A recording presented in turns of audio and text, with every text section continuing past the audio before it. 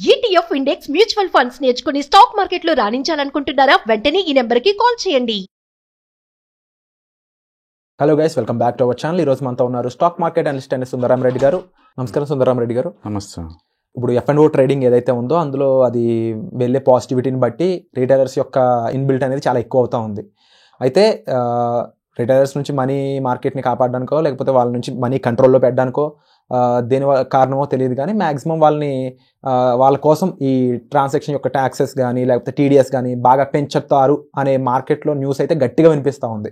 కేవలం రిటైలర్స్ మీద ఇష్యూతోనే ఇది చేయడం జరుగుతుందా, అండ్ ఇది ఎంతవరకు కరెక్ట్ అయ్యే ఛాన్స్ ఉండొచ్చు, దీని నుంచి వచ్చే ఇంపాక్ట్ ఎలా ఉంటుంది అంటారు? లాస్ట్ 2-3 డేస్ నుంచి సోషల్ మీడియాలో బాగా హాల్సెల్ చేస్తుందండి న్యూస్. అండ్ గవర్నమెంట్ వాళ్ళు F&O ట్రేడింగ్ని ఇంతకుముందు బిజినెస్ ఇన్కమ్ లాగా ఉండేది అనమాట, దాన్ని స్పెక్యులేటివ్ ఇన్కమ్ కింద మూవ్ చేస్తారు. అండ్ ప్లస్ TDS కట్ చేస్తారు ఎవరు F&O ట్రేడ్ చేస్తున్నారో ట్రాక్ చేయడం కోసం. అండ్ 30% ఫ్లాట్ ట్యాక్స్ అయిపోతున్నారు, ఇన్కమ్ ట్యాక్స్ వీటి మీద అని చెప్పేసి మార్కెట్లో వినిపిస్తుందండి న్యూస్. అయితే అఫీషియల్ డేటా అయితే ఏం లేదు. యాక్చువల్గా April 4th నుంచి ఫారెక్స్లోకి RBI రిటైలర్స్ని బ్యాన్ చేసిందనమాట.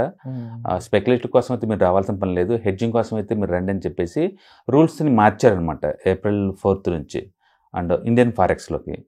అప్పటి నుంచి ఈ రూమర్స్ ఎక్కువ అవుతున్నాయి అనమాట. ఇక F&Oస్లో కూడా సెబీ వాళ్ళు ఏదో ఒక డేటా తీసుకుంటారని. లాస్ట్ 2 years నుంచి మనం చూస్తూనే ఉన్నాం. సీతారామన్ గారు వార్నింగ్ ఇస్తున్నారు, F&Os ఎక్కువ ట్రేడ్ చేస్తున్నారు, జాగ్రత్తగా ఉండండి అని. అలాగే NSE CEO వార్నింగ్ ఇచ్చారు. అంటే ప్రతి ఒక్కళ్ళు F&O ట్రేడింగ్ ఎక్కువ చేస్తున్నారు రిటైలర్స్ అని చెప్పేసి వార్నింగ్ ఇస్తూనే ఉన్నారు. అంటే లాస్ట్ 1 year నుంచి సెబీ వాళ్ళు ఆల్రెడీ మనం ఒక ట్రేడింగ్ అకౌంట్ లాగిన్ అయినప్పుడు వార్నింగ్ మెసేజ్ లాగా ఇస్తూనే ఉన్నారు. అవుట్ ఆఫ్ 10 మెంబర్స్లో F&O ట్రేడింగ్లో 9 members మనీ లాస్ అవుతున్నారు. అండ్ మీరు చేసే ట్రేడింగ్లో ఆల్మోస్ట్ 30-50% అమౌంట్ ట్రాన్సాక్షన్ రూపంలో మీకు లాస్ అవుతున్నాయి అని చెప్పేసి వాళ్ళు క్లియర్గా వార్నింగ్ ఇస్తున్నారు, డిస్క్లోజర్ ఇస్తున్నారు. స్టిల్ అంత ఇచ్చినా సరే F&O ట్రేడింగ్ ఏమాత్రం తగ్గలేదండి. ప్రపంచం మొత్తాన్ని ఒక స్టాక్ మార్కెట్ లాగా తీసుకుంటే ఒక ఇండియాలో F&O ట్రేడింగ్ ఒక్కటే 70% దాకా ఉంటుంది. అంటే మనం ఎంత ఓవర్గా ట్రేడ్ చేస్తున్నామో ఊహించుకోండి వేరే కంట్రీలతో కంపేర్ చేసినప్పుడు. అంతగా దీన్ని రిటైలర్స్ అందరూ ట్రేడ్ చేస్తుందని తట్టుకోలేక గవర్నమెంట్ వాళ్ళు వీళ్ళ కంట్రోల్ కోసం ఏదో ఒకటి చేస్తుంది అని అనుకుంటూనే ఉన్నారు మొదటి నుంచి. ఇప్పుడు కొంచెం బడ్జెట్ కొత్త గవర్నమెంట్ వచ్చింది కాబట్టి ఇప్పుడు సీరియస్ డిస్కషన్ నడుస్తుంది.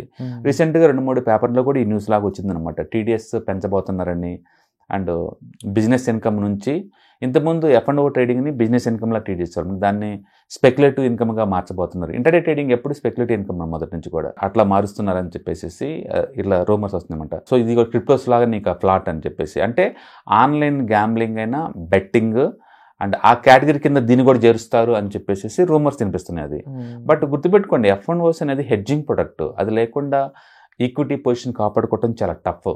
అందుకని నెగిటివ్ చూడటం మానేసి ట్యాక్స్లు పెంచే బదులు సైజ్ పెంచుకోవటం బెటర్ అనమాట. అంటే ఇప్పుడు వరకు ఏంటంటే 5 lakh వర్త్ ఆఫ్ ది వాటిని ఒక లాట్ అంటారు, దాన్ని 10 lakh 15 lakh తీసుకెళ్ళి సైజుని పెంచి రిటైలర్కి అందుబాటులో లేకుండా చేయలేదు తప్ప ఇలా ట్యాక్స్లు ఎత్తే రిటైలర్స్ ఆగుతారు అనేది చాలా తప్పండి. అది ఎందుకంటే smoking is injure to health అన్నారు, ఎంత ఆపారు అంటే స్మోకింగ్ని.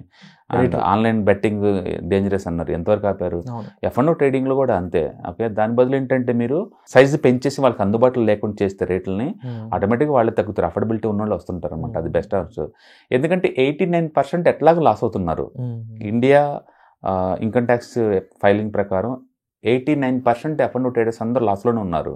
అంటే ఇప్పుడు ట్యాక్స్లు పెంచిన వాళ్ళు ఏమి ఎఫెక్ట్ అవ్వరు కదా, రిటైలర్స్ 89% ఎఫెక్ట్ అవ్వరు, మిగతా 11 members మాత్రమే ఎఫెక్ట్ అవుతారు అంతే. వాళ్ళు ఇది కాకపోతే ఇంకో దాని ఆల్టర్నేటివ్ షిఫ్ట్ అవుతారు అనమాట అంతే. అందుకని ట్యాక్స్లు పెంచడం రైట్ పద్ధతి కాదండి, దాని బదులు ఇంకేదన్నా ఆల్టర్నేటివ్గా తీసుకొని వీళ్ళని రిస్ట్రిక్ట్ చేయడం బెటరు. బట్ F&Os ఉండాలి కంపల్సరీగా, ఎందుకంటే అవి హెడ్జింగ్ కోసం ఎక్స్ట్రా ఇన్కమ్ కోసం వాడే ప్రొడక్ట్స్ అనమాట. ఓన్లీ స్పెక్యులేషన్ యాంగిల్లో చూడటానికి వీళ్ళు కుదరదు. అందుకని ఒక నైఫ్ ఉందనుకోండి, కూరగాయల కోసం వాడతారు, మటల కోసం వాడతారు. కూరగాయల కోసం నువ్వు వాడకుండా మటల కోసం వాడతానని చెప్పేసి నైఫ్స్ మొత్తం మనం మార్కెట్లో బ్యాన్ చేయలేము. దాని పర్పస్ అవతల ఇంటెన్షన్ బట్టి ఉంటుంది అనమాట.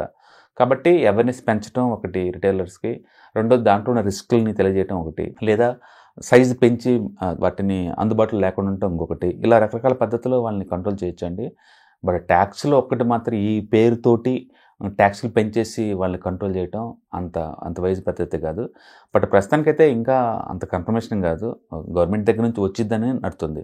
బట్ లాస్ట్ 2-3 డేస్ నుంచి మాత్రం సీరియస్గా సోషల్ మీడియాలో డిస్కస్ జరుగుతుంది దీని గురించి. TDS పెంచబోతున్నారు, అంటే స్పెక్యులేటివ్ ఇన్కమ్గా మార్చబోతున్నారు, అంటే అందరికీ ఫ్లాట్ 30% ట్యాక్స్ అనమాట. ఇప్పటి వరకు ఏంటంటే F&O ట్రేడింగ్లో ఇండివిజువల్ ట్యాక్స్ బ్రాకెట్, మీరు ఇండివిజువల్గా ట్యాక్స్ బయట ఎంత కడుతున్నారో అది వస్తుందన్నమాట మీకు ఇక్కడ. బట్ ఇప్పుడు ఏంటంటే ఇంకా బయట ఇండివిజువల్ ట్యాక్స్ బ్రాకెట్తో సంబంధం లేకుండా 30% పెడతారు మీకు, ఎందుకంటే స్పెక్యులేటివ్ ఇన్కమ్ అయిపోయింది కదా అది. ఇంతమంది బిజినెస్ ఇన్కమ్ లాగా ఉన్నప్పుడు మనం కొంచెం ట్యాక్స్ క్లెయిమ్ చేసుకోవచ్చు, ఇప్పుడు కుదరదు అనమాట. బట్ ఆన్లైన్ బెట్టింగ్ ఇది ఒకటి ఎలా అవుద్దండి.